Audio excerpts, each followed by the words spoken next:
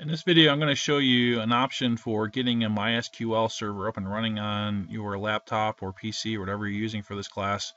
And there are lots of different options available to you outside of using your own PC or your own computer. You know, we have computers in the computer lab that have versions of this set up already, and you have internet access to a server on campus, one of the old WebWorks servers that has a MySQL database on it that you can play with.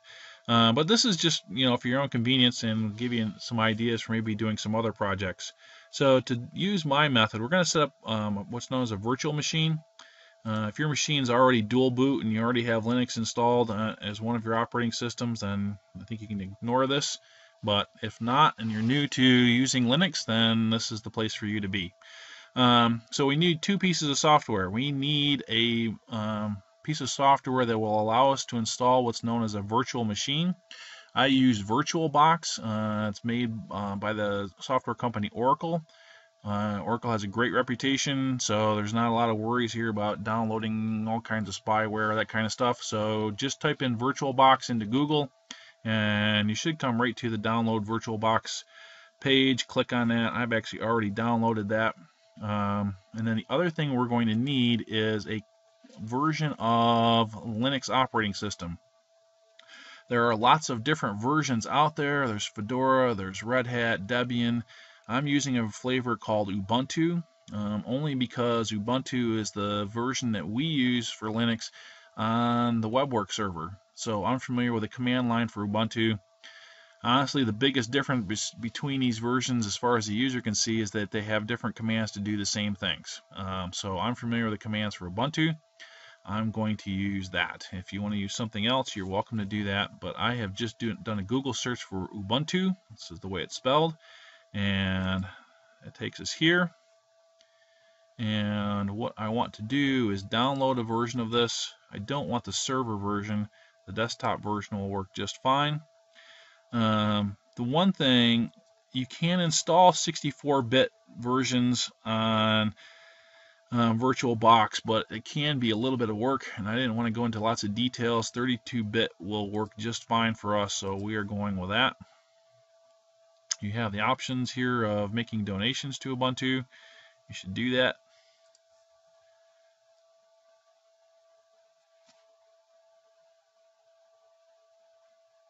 And I should start getting a download. Okay, so while that's downloading, I'm going to go ahead and install Virtualbox. And while it's doing that, notice I'm just basically clicking through the options. It says something here about network interfaces and some other things that might seem a little bit worrisome.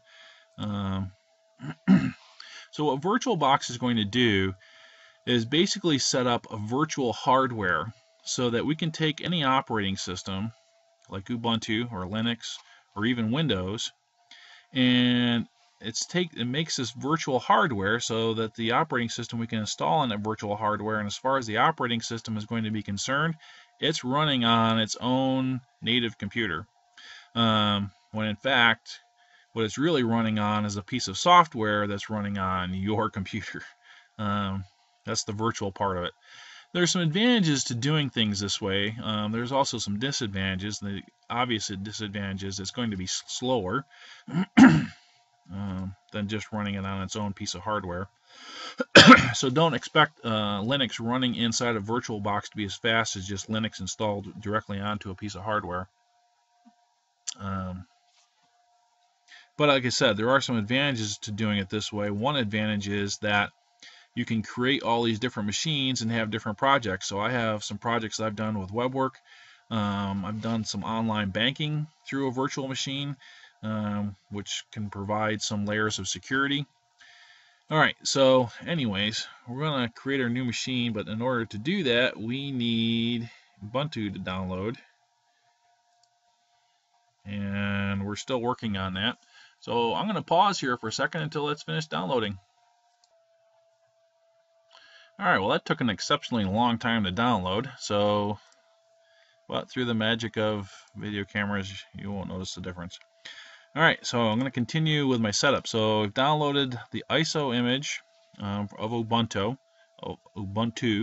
down onto my downloads folder. And now I'm going to set up a new machine. I'm going to call it MySQL. It's going to be a flavor of Linux, and it's Ubuntu 32-bit. So there we go. Going to use the default sizes.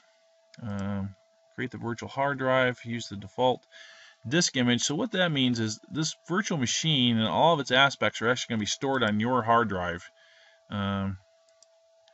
So that's just telling it how to store your machine, and unless you happen to have some very specific preferences, I would just go with the defaults for everything. So we've created all this hardware for this new computer, and now when we start it, we're going to have to install the operating system. Alright, so the Ubuntu I downloaded is in my downloads folder, and I want this one, the i386. That's the 32-bit version. I actually have the 64-bit versions in here for some other projects I've used. And so we'll go on here. We may get a little error here on the installation initially. Turns out that error doesn't really mean anything if it happens.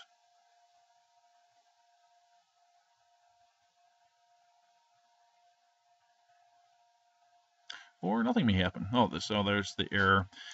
This mouse pointer integration just means that you can move the mouse out onto your desktop and back into the virtual machine, and you don't have to worry about how that's going to work.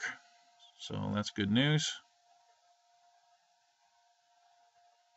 In older versions, you had to do some special trickery when you're going back and forth between the virtual machine and your desktop. So it's going to work on installing the software now.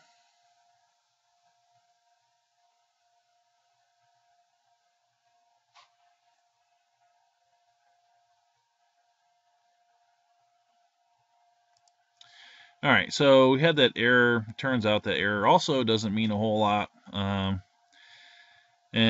then I just waited for this to get to the install Ubuntu part. So now we're back and running. I definitely have at least 6.5 gigabytes of drive space available. So all these things are good.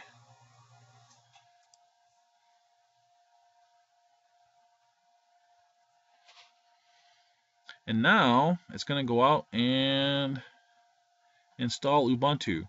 Now this erase disk and install Ubuntu option seems perhaps a little bit scary, but remember that this is a virtual machine, so you're not erasing the hard drive on your computer. What you're erasing is the virtual hard drive, so we're fine with that, no problem. Please do that.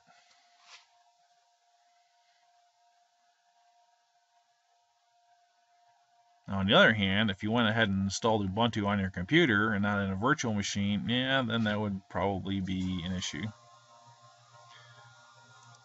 Continue.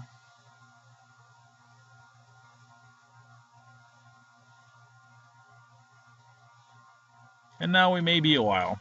Oh, no, got a few options we got to set. And then it's going to start go off and download some things, and that takes a while to do that.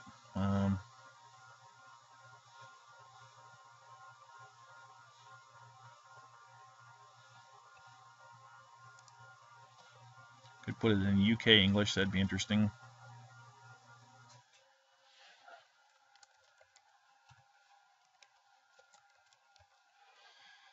And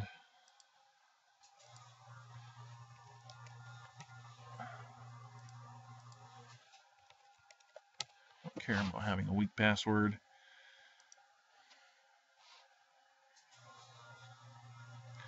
Although I've checked off logging in automatically, so I guess the whole password thing was a bit. Alright. Now we are copying files. This may take a few minutes. Remember that you're copying files down through a virtual machine, which is running on a hardware machine, so, you know, not the fastest thing going. Speed is not what you run virtual machines for unless you have a very fast computer. So I'm going to pause this while it copies files. Well, I went away too long. When it gets done copying files, it'll go automatically to the installation. So we are doing the install right now, and then I'm going to pause again until that's done.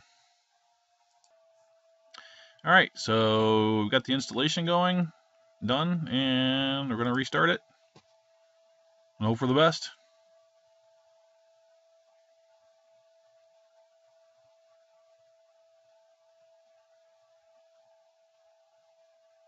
These things do take a while.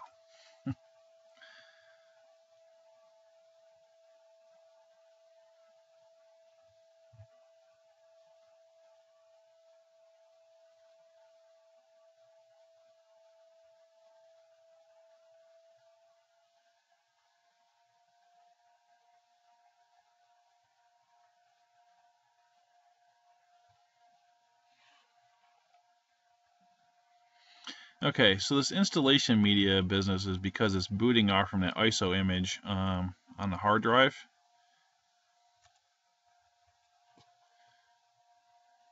So I hope that's what's going on. Normally when you download an ISO image, or often, you burn them to a CD. But I just put it on my hard disk.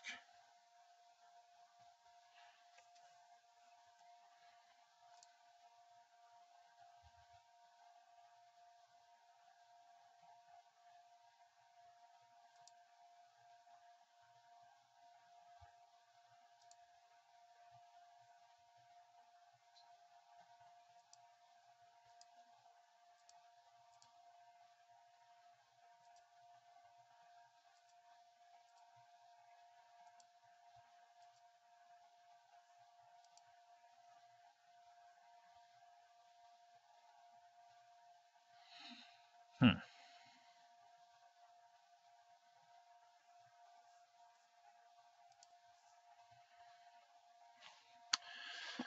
All right.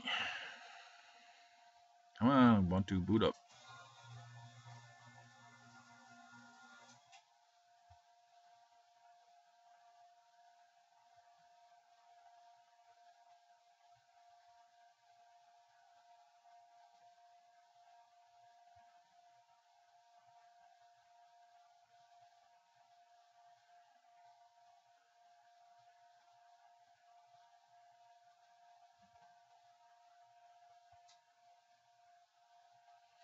And we're waiting.